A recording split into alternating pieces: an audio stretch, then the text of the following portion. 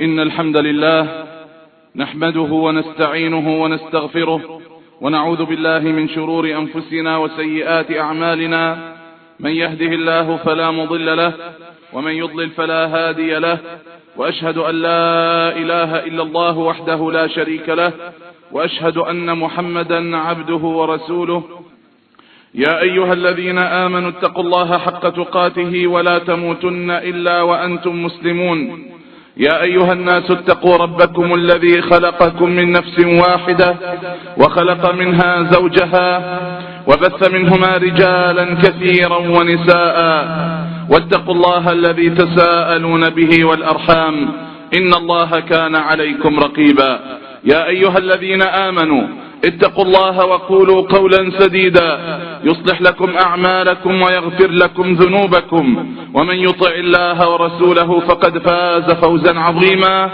أما بعد، فإن أصدق الحديث كتاب الله تعالى، وخير الهدي هدي محمد صلى الله عليه وعلى آله وسلم، وشر الأمور محدثاتها، وكل بدعة ضلالة.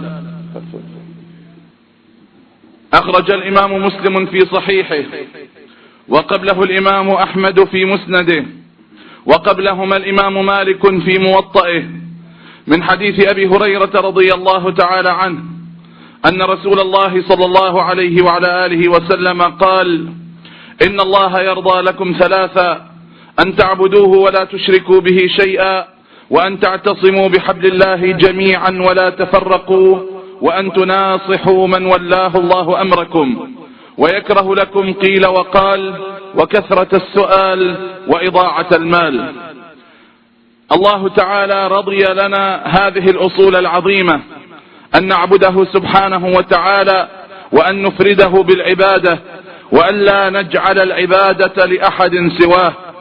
وهذا هو اعتقادنا نحن أهل الإسلام، وهذا هو عملنا نحن أهل الإسلام، أننا لا نعبد إلا الله، ولا نصرف العبادة لغير الله، ولا نركع ولا نسجد ولا ندعو ولا نستغيث ولا نستجير ولا نتوكل ولا نرجو إلا الله سبحانه وتعالى، لا رب غيره ولا إله سواه.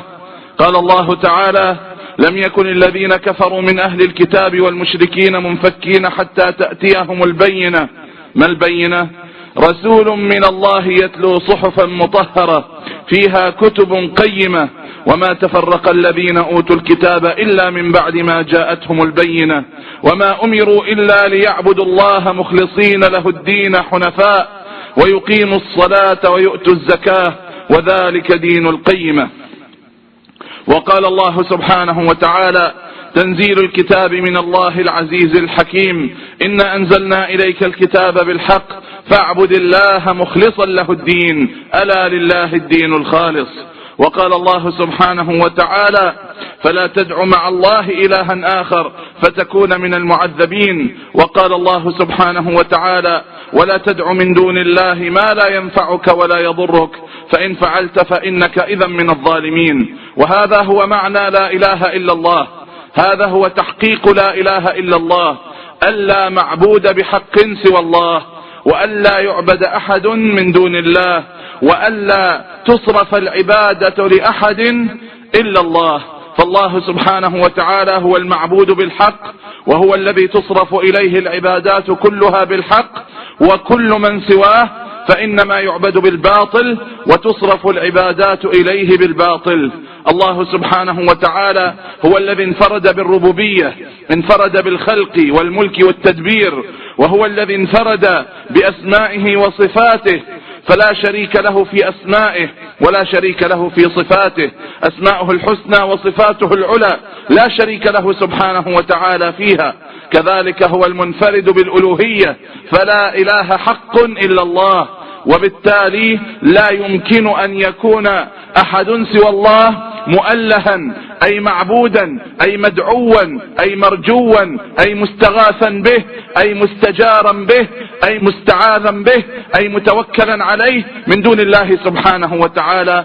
فالله تعالى هو المعبود وحده، وهذا هو معنى لا إله إلا الله، لا معبود حق إلا الله.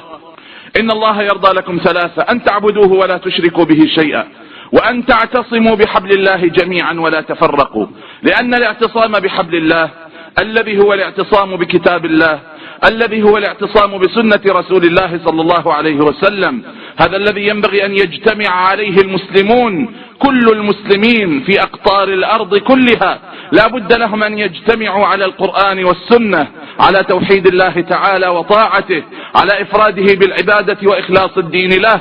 إذا اجتمعوا على حبل الله فإن اجتماعهم هذا يعني أنهم لا يتفرقون. ومتى يتفرقون ومتى يتشرذمون؟ لما يتبعون الأهواء، لما يسيرون مبتعدين عن منهاج رب الأرض والسماء. ومن أضل ممن اتبع هواه بغير هدى من الله.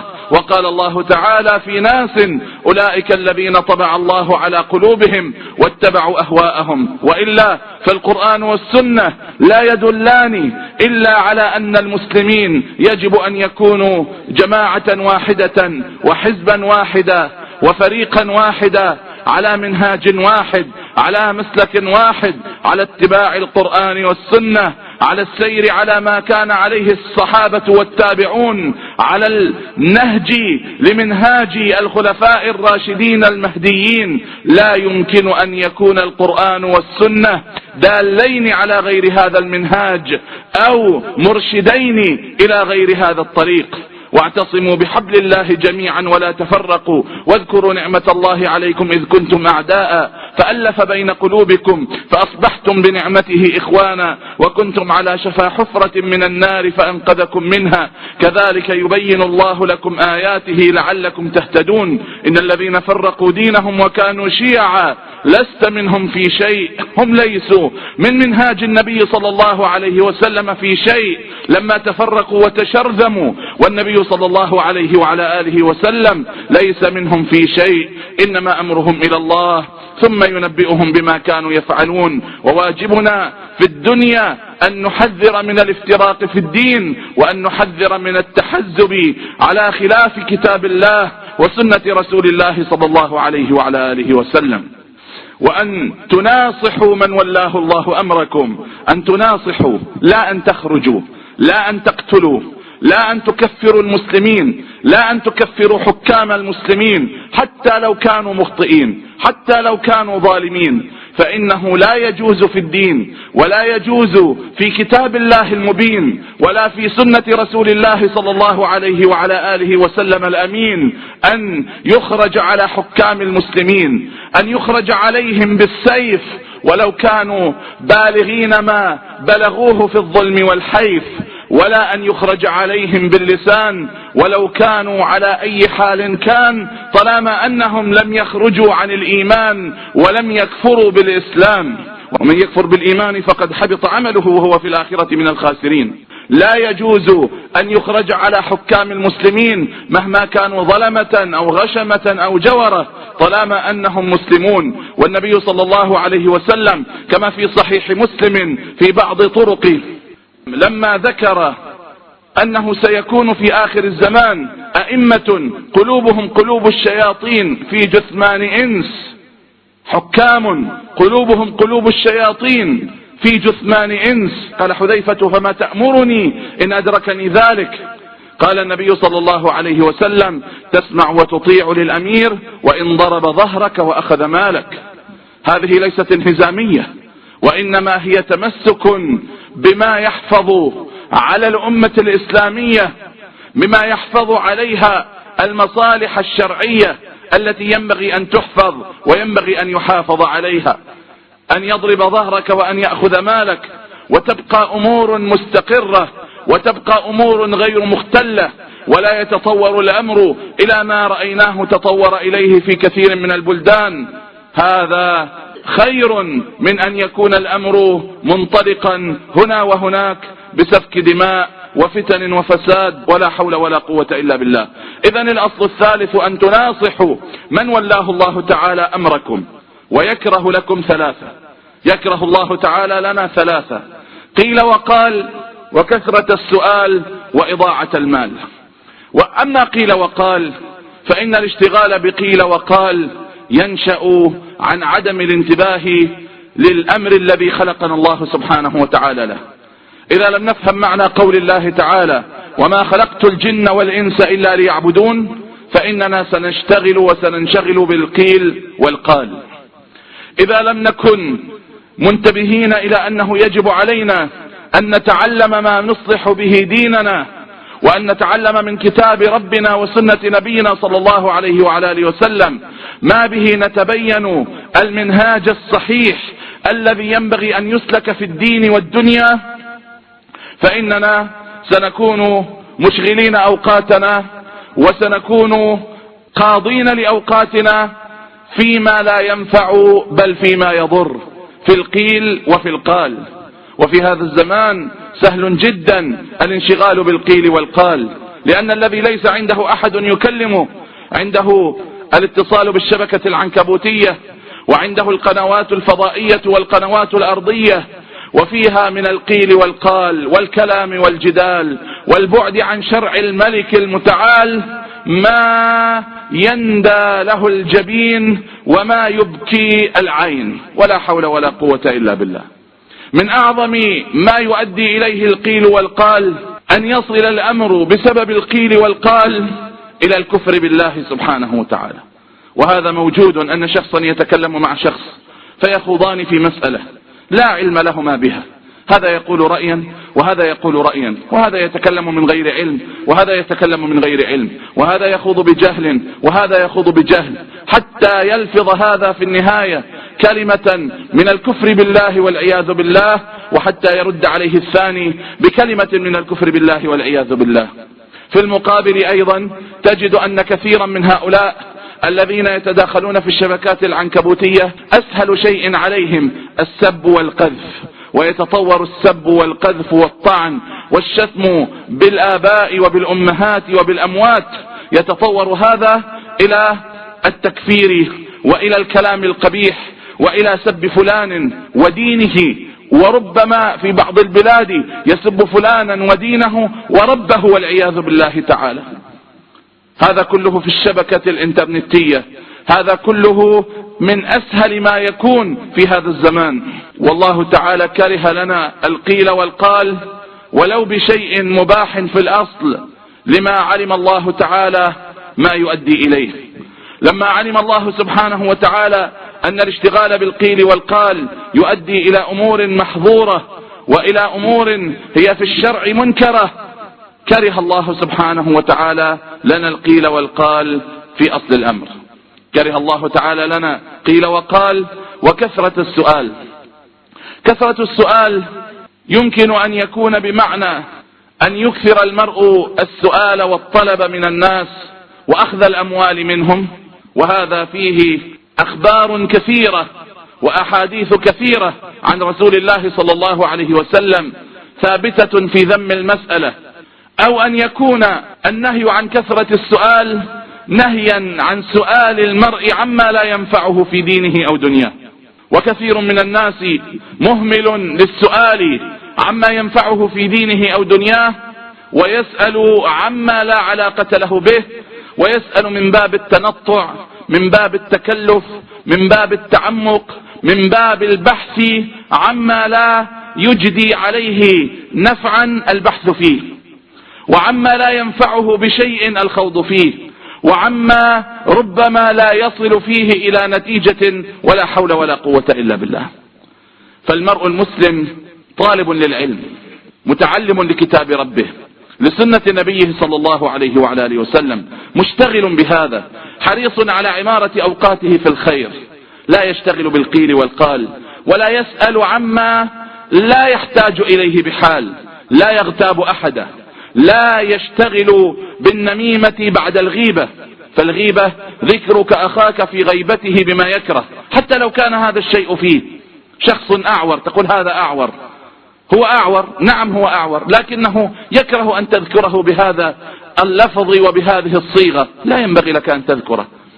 فإذا سمع شخص ذاك الشخص الأول يقول عن فلان إنه أعور، وذهب إليه يقول فلان قال عنك إنك أعور، هذه نميمة. وما أكثر اشتغال الناس بالغيبة والنميمة، وأشد الغيبة ما يكون غيبة للصالحين وللمتقين ولطلبة العلم والمستقيمين على ما يحب الله تعالى ويرضى. الإثم فيهم لا يكون كالإثم في غيرهم. القيل والقال يؤدي إلى الكذب. الكذب يكذب المرء لأجل أن يضحك الناس، يكذب المرء لأجل أن يقول عنه الناس إنه من المثقفين وإنه من الفاهمين، يكذب المرء لأي سبب من الأسباب. هذا مما يؤدي إليه كثرة القيل والقال، ويؤدي إليه الإمعان في السؤال والتنقير والجدال. وأخيرا قال صلى الله عليه وسلم: وإضاعة المال. ويكره لكم قيل وقال وكثرة السؤال وإضاعة المال. المال الذي يكون في أيدينا والذي يمنحنا الله تعالى إياه لسنا مفوضين فيه حتى نتصرف فيه كيف شئنا بعيدا عن شرع ربنا سبحانه وتعالى.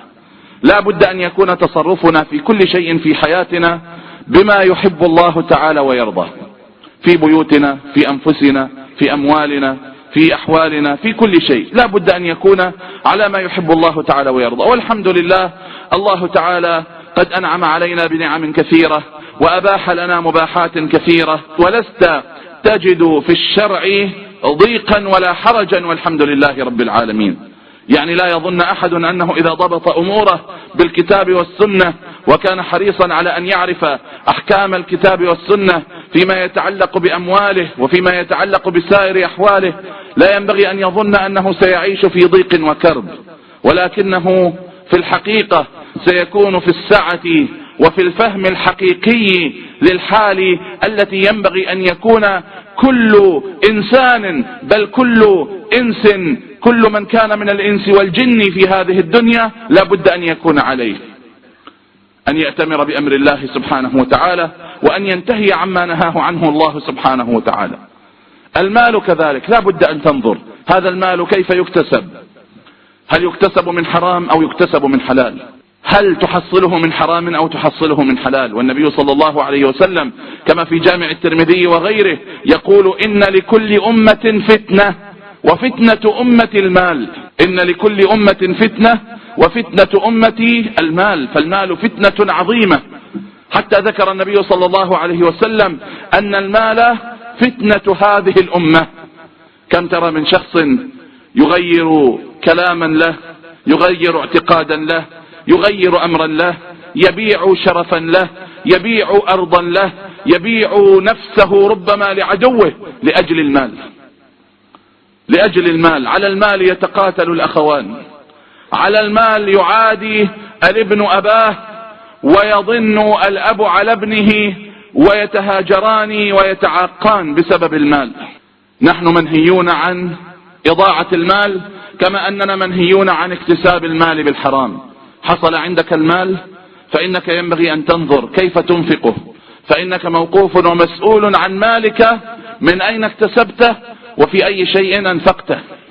ولهذا عليك أن تكون دائما ناظرا فيما تفعل ومعدا الجواب للسؤال بين يدي الله سبحانه وتعالى.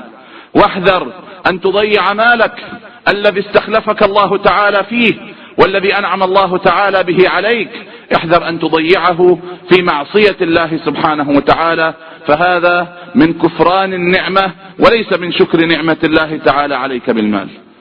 الله تعالى يرضى لنا ثلاثة: أن نعبده ولا نشرك به شيئا، وأن نعتصم بحبل الله جميعا، وأن لا نتفرق، وأن نناصح على الوجه الشرعي من ولاه الله تعالى أمرنا، ويكره لنا قيل وقال وكثرة السؤال وإضاعة المال. نسأل الله سبحانه وتعالى أن يمسكنا بالقرآن والسنة، وأن يحيينا على الإسلام والسنة، وأن يميتنا عليهما. الحمد لله رب العالمين، والعاقبة للمتقين، ولا عدوان إلا على الظالمين، وصلى الله وسلم وبارك على نبينا محمد وعلى آله وصحبه أجمعين. أما بعد، فقد ثبت في صحيح مسلم أن النبي صلى الله عليه وعلى آله وسلم كان يقرأ سورة قاف في كل جمعة، لما في هذه السورة العظيمة من الذكرى ولما فيها من التنبيه على أصل الأمر وأوله ومنتهاه. قال الله سبحانه وتعالى: قاف والقرآن المجيد بل عجبوا أن جاءهم منذر منهم فقال الكافرون هذا شيء عجيب، أإذا متنا وكنا ترابا ذلك رجع بعيد، قد علمنا ما تنقص الأرض منهم وعندنا كتاب حفيظ، بل كذبوا بالحق لما جاءهم فهم في أمر مريج، أفلم ينظروا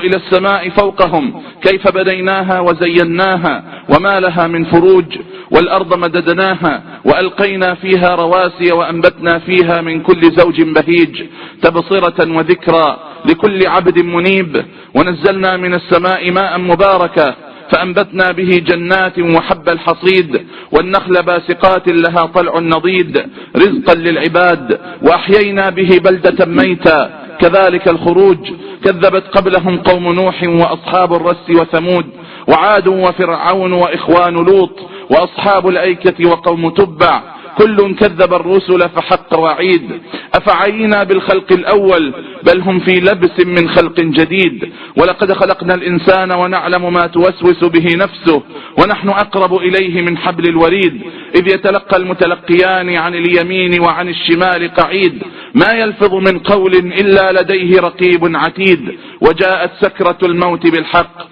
ذلك ما كنت منه تحيد، ونفخ في الصور ذلك يوم الوعيد، وجاءت كل نفس معها سائق وشهيد، لقد كنت في غفلة من هذا فكشفنا عنك غطاءك فبصرك اليوم حديد، وقال قرينه هذا ما لدي عتيد، ألقيا في جهنم كل كفار عنيد مناع للخير معتد مريب، الذي جعل مع الله إلها آخر فألقياه في العذاب الشديد، قال قرينه ربنا ما أطغيته ولكن كان في ضلال بعيد، قال لا تختصموا لدي وقد قدمت إليكم بالوعيد، ما يبدل القول لدي وما أنا بظلام للعبيد، يوم نقول لجهنم هل امتلأت وتقول هل من مزيد، وأزلفت الجنة للمتقين غير بعيد، هذا ما توعدون لكل أواب حفيظ، من خشي الرحمن بالغيب وجاء بقلب منيب، ادخلوها بسلام ذلك يوم الخلود، لهم ما يشاءون فيها ولدينا مزيد، وكم أهلكنا قبلهم من قرن هم أشد منهم بطشا فنقبوا في البلاد هل من محيص، إن في ذلك لذكرى لمن كان له قلب أو ألقى السمع وهو شهيد، ولقد خلقنا السماوات والأرض وما بينهما في 6 أيام وما مسنا من لغوب، فاصبر على ما يقولون وسبح بحمد ربك قبل طلوع الشمس وقبل الغروب ومن الليل فسبحه وأدبار السجود، واستمع يوم ينادي المنادي من مكان قريب، يوم يسمعون الصيحة بالحق ذلك يوم الخروج، إنا نحن نحيي ونميت وإلينا المصير، يوم تشقق الأرض عنهم سراعا ذلك حشر علينا يسير، نحن أعلم بما يقولون وما أنت عليهم بجبار، فذكر بالقرآن من يخاف وعيد، يتذكر بالقرآن من يخاف الوعيد، من يخاف وعيد الله سبحانه وتعالى.